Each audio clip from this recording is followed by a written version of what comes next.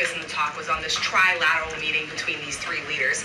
Can you explain how this went from a trilateral meeting involving President Trump to now the focus being on this bilateral meeting without the president first? Well, look, the president has spoken to both leaders about this, and both leaders have expressed a willingness to sit down with each other. And so our national security team will help both countries do that. Ultimately, the president has always said that there are areas of disagreement in this war that will have to be discussed and decided upon by these two countries. And so he wants these two countries to engage in direct diplomacy. He's said that from the very beginning, which is why he's agreeable to the idea of having President Zelensky and President Putin get together. And I understand accommodations for that meeting are underway. As soon as we hear more details, we'll be sure to let all of you know. And just a quick follow-up. We know as of right now, there is no ceasefire in place. We've seen Russia continue its attacks on Ukraine.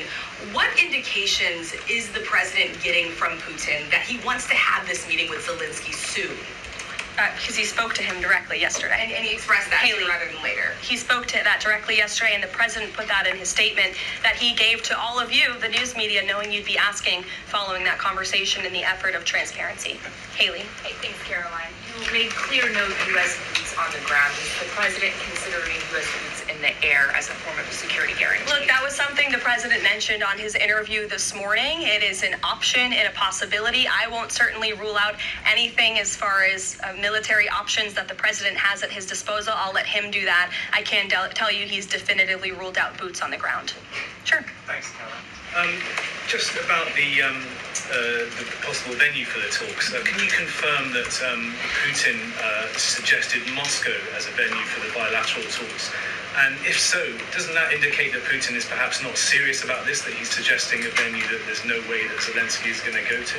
Look, I'm not going to litigate the private conversations between the president and President Putin, aside from what the president himself has already spoken on. But I can tell you there are many options that are being discussed by our national security team right now with both parties. Can you give us an indication of where? I just told you we'll provide you details as soon as we can. Thank you for trying, though. Libby. Thank you, Caroline. I wanted to ask about the National Guard troops. How is the White House coordinating with how they're being placed in D.C., what areas? And then also, how long should people here in the district anticipate the National Guard to be on the ground patrolling the streets?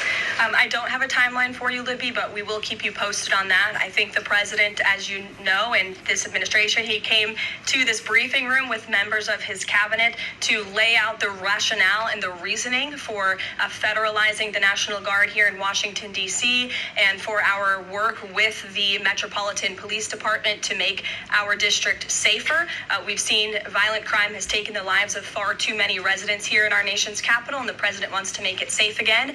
And as for the coordination efforts, this interagency team is meeting and talking daily. In fact, there's a meeting taking place right now in the West Wing with members of the interagency task force to continue to discuss not just the National Guard deployment, but also how we can continue to remove public safety threats off of the streets of Washington, which, as the numbers I just showed you prove, they are doing every single night. I will just reiterate, 465 total arrests and counting since the start of this operation. I believe 11 or 12 days ago, I'll have to check the calendar, but those are pretty remarkable results. If not for this task force and their high level of coordination and the leadership of this president, there would have been 465 more violent criminals on the streets of this capital that you all live in every day. So I think we should all be very grateful for that. Stephen.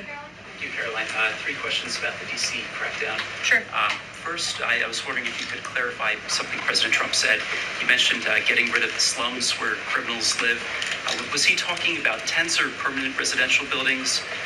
And then the mayor has expressed an interest in clarifying how much of a focus illegal immigration enforcement is as part of this crackdown. Can you say anything about that? Sure. And third, any preview on the beautification?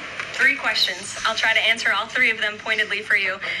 First, when it comes to what you said, and the president said, the slums of Washington, D.C., he's referring to the most dangerous communities, neighborhoods, and streets in this city where, unfortunately, violence has ravaged these communities and taken the lives of, again, far too many law-abiding D.C. residents. We know on July 5th of this year, just more than a month ago, a 3-year-old beautiful young girl was shot and killed in her car with her family family in one of these communities, which is why there has been a surge, despite what many of you have been falsely reporting. And I believe it was the Washington Post who put out a map claiming it to be fact-based when it was just based on, I don't know, accounts that they've heard on the street, not actual statistics and data. So we went and reconfigured the numbers, and as I said, nearly half of all the non-illegal alien-related arrests have occurred in wards 7 and 8 in the District of Columbia, where we know, excuse me, there's the highest rate of crime. So we'll continue to do that. And what was your second question, Stephen? Legal immigration, how much of a focus that is? Yeah, look, I mean, the focus is to make DC safe and beautiful and to remove public safety threats and violent criminals from our streets. If federal law enforcement, with the help of the Metropolitan Police Department, come across illegal aliens, of course, we are going to abide by this administration's policy of law and order, and we are going to remove illegal criminals from our nation's capital. They will be detained and deported, just like they are in every other community across the country. Kristen. First question is, whose idea was it to change the next steps from a trilateral to a bilateral meeting? It was an idea that evolved in the course of the president's conversations with both President Putin, President Zelensky, and the European leaders yesterday. And as you saw, Kristen, with all of those European leaders leaving the White House, including the NATO Secretary General, they all agreed that this is a great first step. And it's a good thing that these two leaders are going to be sitting down together, and the president expects that to happen. And how long is Trump willing to wait and